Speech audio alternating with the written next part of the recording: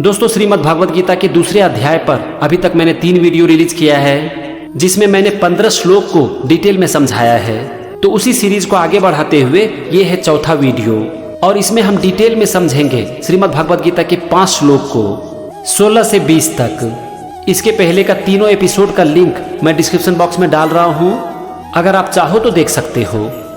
तो चलो सबसे पहले हम देखते हैं श्रीमद् भागवत गीता के दूसरे अध्याय का 16वां श्लोक। भगवान श्री कृष्ण अर्जुन से कहते हैं, ना सतो विद्यते भावो ना भावो विद्यते सतः उभयोरपि दृष्टो अन्तः त्वन्नयोस्तत्त्वदर्शिभिः। सबसे पहले हम समझेंगे श्लोक के एक एक शब्द का मतलब, फिर हम पूरे श्लोक का मतलब समझेंगे। सबसे पहला शब्द है नास्तो। ये 2 शब्द से बना है, नौ और अस्तः, और इसका मतलब होता है अनरियल, नकली। इसके बाद है विद्यते, और विद्यते का मतलब होता है। फिर है भावो, और भावो का मतलब होता है एग्जिस्टेंस, अस्तित्व। तो नासतो विद्यते भावो का मतलब हो गया कि नकली चीज का कोई अस्तित्व नहीं है। फिर है ना भावो, ये 2 शब्द से बना है, नौ और अभाव। अभाव का मतलब होता है अभाव। फिर है विद्यते, विद्यते का मतलब है। फिर है सतः, और सतः का मतलब होता है असली चीज, रियल थिंग्स। तो ना भावो विद्यते सतः का मतलब है कि जो असली चीज है वो कभी खत्म नहीं होता। फिर है उभयो रपि, ये 2 शब्द से बना है, उभयो और अपि। उभयो का मतलब है दोनों का, और अपि मतलब ही। इसके बाद है दृष्टोंत त्वन्योस्तत्त्वदर्शी भी। यहाँ पर हम पूरे शब्द को तोड़ेंगे। इसमें पूरे 5 शब्द हैं, दृष्ट, अंतः, तु, अन्यो, तत्त्वदर्शी भी। दृष्ट मतलब देखा गया है, अंतः मतलब तत्व, तू मतलब और, अन्यो मतलब इन, और तत्वदर्शी भी का मतलब होता है तत्वज्ञानी पुरुषों द्वारा। यहाँ पर पूरे लाइन का मतलब है कि इन दोनों ही तत्व को तत्वज्ञानी पुरुषों द्वारा देखा गया है। इसे हम आसान भाषा में इस तरह से कहेंगे कि जो ज्ञानी होते हैं उन्हें दोनों के बारे में पता होता है। अब हम पूरे श्लोक का मतलब समझेंगे। भगवान यहाँ पर कह रहे हैं कि जो नकली चीज है उसका कोई अस्तित्व नहीं है, और जो असली चीज है वो कभी खत्म नहीं होता, और जो ज्ञानी पुरुष होते हैं वो इस दोनों के बारे में जानते हैं। अगर यहाँ पर हम अपनी जिंदगी से इसे जोड़ कर देखें ना, तो भगवान हमसे कह रहे हैं कि जिंदगी में क्या रियल है और क्या अनरियल है। जो अनरियल है, नकली है, उसके बारे में क्यों सोचना। जो वास्तविक रूप में अस्तित्व में है, हमें उसके ऊपर ध्यान देनी चाहिए। अगर हम उसके ऊपर ध्यान देकर काम करते रहें तो हम जिंदगी में बहुत आगे जा सकते हैं। ये था 16वां श्लोक। अब हम देखते हैं श्रीमद् भागवत गीता के दूसरे अध्याय का 17वां श्लोक। भगवान अर्जुन से कहते हैं, अविनाशी तु तद्विद्धि येन सर्वमिदं ततं विनाशमव्ययस्यास्य न कश्चित् कर्तुमर्हति। इस श्लोक का सबसे पहला शब्द है अविनाशी, और इसका मतलब है जिसका विनाश नहीं किया जा सकता। फिर है तू का मतलब होता है तो। इसके बाद है तत्विद्धि, ये 2 शब्द से बना है, तत् और विद्धि। तत् मतलब उसको, और विद्धि का मतलब जानना। इसके बाद है येन, और इसका मतलब होता है जिससे। फिर है सर्वमिदम, ये बना है सर्वम और इदम से। यहाँ पर सर्वम यूज किया गया है संपूर्ण जगत के लिए, पूरी सृष्टि के लिए। इदम का मतलब यह। फिर है ततम, ततम का मतलब होता है व्याप्त है।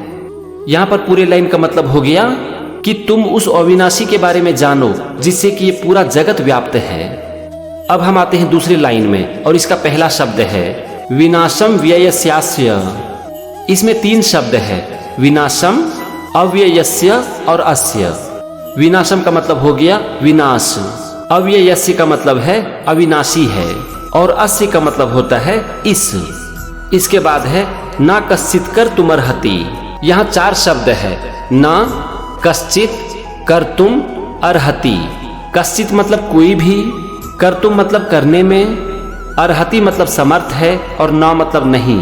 तो पूरे शब्द का मतलब हो गया कि कोई भी करने में समर्थ नहीं है। अब समझते हैं पूरे लाइन का मतलब। इस अविनाशी का विनाश करने में कोई भी समर्थ नहीं है। अब हम समझते हैं पूरे श्लोक का मतलब। भगवान अर्जुन से कह रहे हैं कि हे अर्जुन, तुम उस अविनाशी के बारे में जानो जिससे कि ये पूरा जगत व्याप्त है, और इस अविनाशी का विनाश करने में कोई भी समर्थ नहीं है।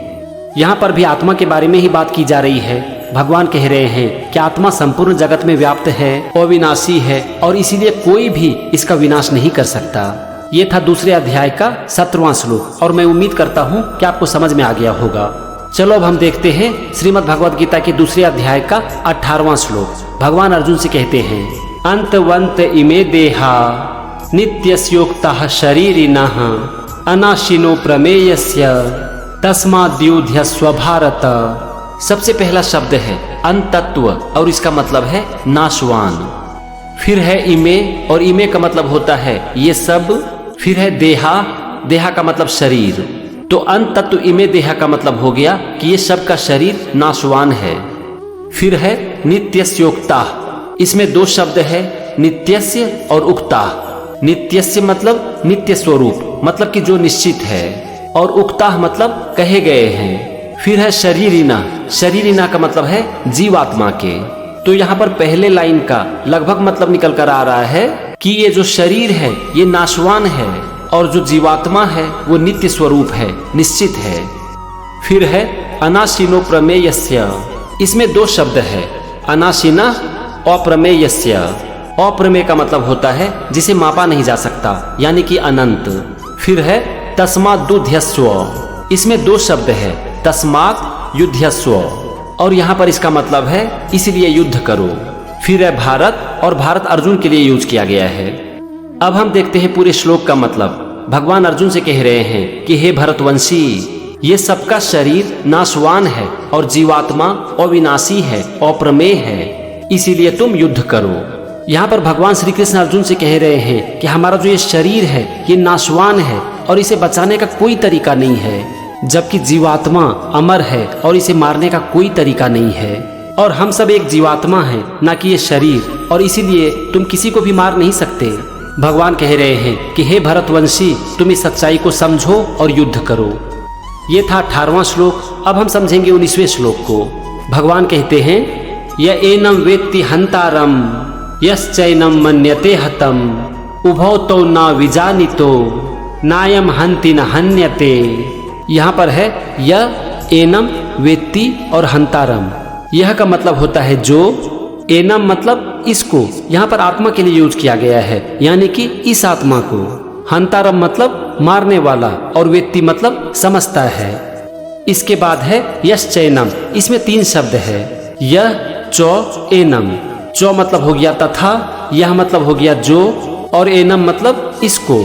इसके बाद है मन्यते हतम। मन्यते मतलब मानता है और हतम मतलब मरा। तो पहले लाइन का यहाँ पर मतलब निकल कर आ रहा है कि जो इस आत्मा को मारने वाला समझता है और इसे मरा हुआ मानता है। मतलब कि जो ये समझता है कि आत्मा किसी को मार सकती है या फिर आत्मा किसी के द्वारा मारा जा सकता है। अब आते हैं दूसरे लाइन पर। यहाँ पर है उभौ तो। उभौ का मतलब होता है दोनों ही और तो का मतलब होता है वे। इसके बाद है नौ, नौ मतलब नहीं। फिर है विजानितो और इसका मतलब होता है जानते। इसके बाद है नायम, ये 2 शब्द से बना है नौ और अयम। नौ का मतलब हो गया नहीं और अयम का मतलब होता है यह। यहाँ पर यह शब्द आत्मा के लिए यूज किया गया है, मतलब कि यह आत्मा। इसके बाद है हंति ना हन्यते। हंति मतलब मारता है, नौ मतलब नहीं, और हन्यते मतलब मारा जाता है। तो दूसरी लाइन का मतलब हो गया कि वे दोनों ही नहीं जानते कि यह आत्मा न तो किसी को मारता है और न ही किसी के द्वारा मारा जाता है। अब देखते हैं पूरे श्लोक का मतलब। भगवान श्री कृष्ण अर्जुन से कह रहे हैं कि जो ये समझते हैं कि आत्मा किसी को मार सकता है या फिर किसी के द्वारा मारा जा सकता है, वे दोनों ही ये नहीं जानते कि वास्तव में आत्मा न तो किसी को मारता है और न ही किसी के द्वारा मारा जाता है। तो इस श्लोक में भी भगवान श्री कृष्ण आत्मा के बारे में ही बात कर रहे हैं और अर्जुन से ये कह रहे हैं कि आत्मा अमर होती है। हमने 19वें श्लोक को अच्छे से समझ लिया। अब हम आगे बढ़ते हैं और देखते हैं 20वें श्लोक को। भगवान अर्जुन से कहते हैं, न जायते म्रियते वा कदाचि न्यायं भूत्वा भविता वा न भूयः अजो नित्यः शाश्वतोऽयं पुराणो न हन्यते हन्य माने शरीरे। यहाँ पर सबसे पहले है न जायते म्रियते, और इसका मतलब है ना जन्म लेता है और ना मरता है। इसके बाद है वा कदाचित। वा का मतलब होता है और कदाचित का मतलब होता है कभी भी, यानी कि किसी भी काल में। इसके बाद है न्यायम, ये दो शब्द से बना है, नौ और अयम। नौ का मतलब हो गया नहीं और अयम का मतलब है यह, मतलब यह आत्मा। इसके बाद है भूत्वा, भविता, वा, नौ, भूयः। यहाँ पर भूत्वा का मतलब होता है उत्पन्न होकर, भविता का मतलब होने वाला, भूयः मतलब होता है फिर, वा मतलब तथा और नौ मतलब नहीं। तो यहाँ पर पूरे लाइन का मतलब हो गया कि यह आत्मा ना तो किसी काल में जन्म लेती है, ना मरती है और ना ही उत्पन्न होकर होने वाला ही है। थोड़ा इसे और सिंपल करता हूँ। भगवान कह रहे हैं कि यह आत्मा ना तो किसी काल में जन्म लेती है, ना मरती है और ना ही फिर से उत्पन्न होती है। अब आते हैं दूसरे लाइन पर, अजो नित्यः। अजह मतलब अजन्मा और नित्यः मतलब नित्य। नित्य का मतलब होता है परमानेंट। इसके बाद है शाश्वतोयम पुरानो। शाश्वतोयम में दो शब्द है, शाश्वतः, अयम। शाश्वतः का मतलब होता है सनातन और पुराना का मतलब होता है पुरातन। सनातन का मतलब होता है जो सब दिन के लिए है, इसको हम टाइमलेस भी कह सकते हैं, एवर लास्टिंग भी कह सकते हैं, मतलब कि ना तो इसकी शुरुआत है और ना ही इसका अंत है। और पुरातन का मतलब होता है जो कि बहुत ही प्राचीन समय से है। इसके बाद है न हन्यते।